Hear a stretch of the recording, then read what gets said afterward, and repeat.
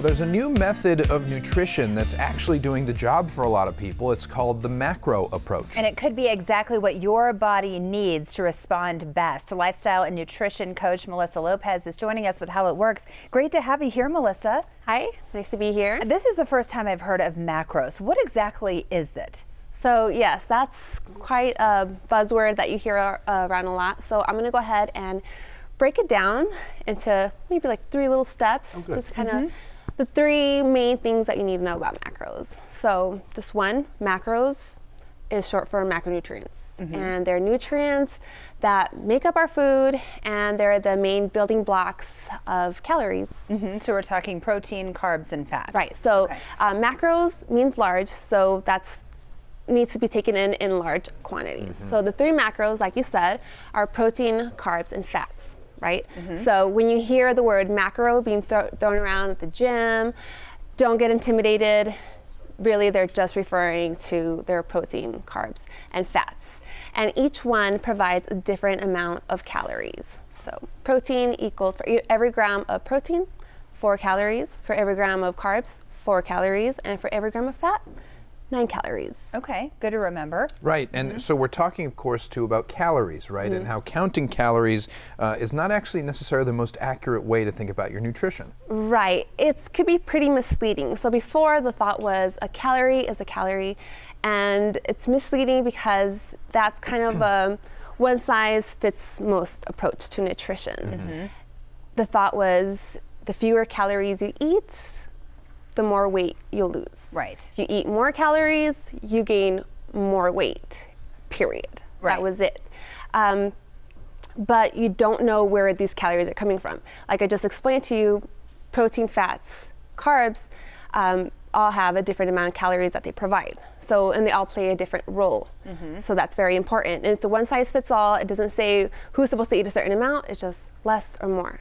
And that brings into the third part, and the most important part about macros is that the ratio of each macro that we need to consume is going to be different for every single person.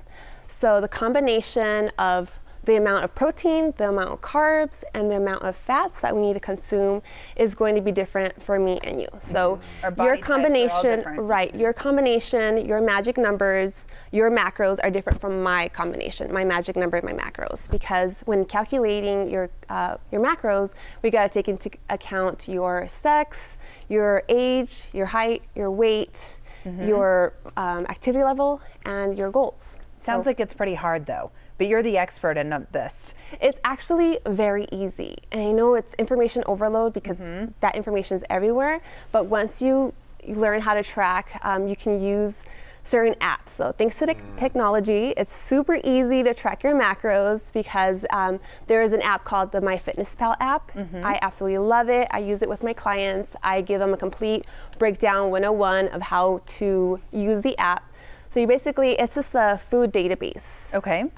You can go through your day, you can either plan what you're gonna eat for your day and put it into MyFitnessPal and go off of that, or you can go through your day and just either scan a barcode and nutrition will pop up and just plug in what you're eating, Chipotle, salad bowl, the whole menu pops up, you just kind of click it and it tracks all your macros. It kind of keeps you on track whether you've gone over, whether you've met your goal, or if you still have to eat more. Right, and our viewers, chances are that we've all tried a diet, we might have failed at it, I know I certainly have, and this is a way to sort of take it back to the basics, right? Those essential macros as we're talking about. So what types of results have you seen people achieve? Well, actually for myself, I was I became health conscious about 7 years ago, but it wasn't until 2017 that I learned the macro approach. I think we have a before and after picture of you two, which was quite stunning. It was the first year that I started tracking macros, and I ended up doing a competition at the end.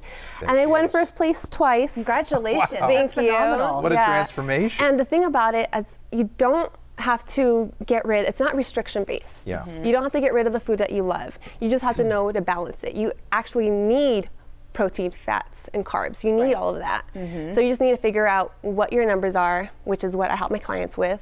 And then I help them track it and we don't get rid of their food. If you have to have your Girl Scout cookies, Yeah. which by the way, the season's coming up, so Good reminder. it's going to be in my true. app. Yep. You can treat yourself. Right. is the You truth. don't There's- have to restrict yourself. You just have to know that each one contains a certain amount of macros. There's so much to love about this, and of course you have the expert help. We're going to get them in touch with you so they can start on their 2020 goals. Such a pleasure to have you here. Thanks for being here. Nice to see you. And if you're looking for a simple way to achieve your fitness journey, contact Melissa by emailing her at mellomacros@gmail.com, or you can send her a direct message on Instagram by searching for @MelLo Macros.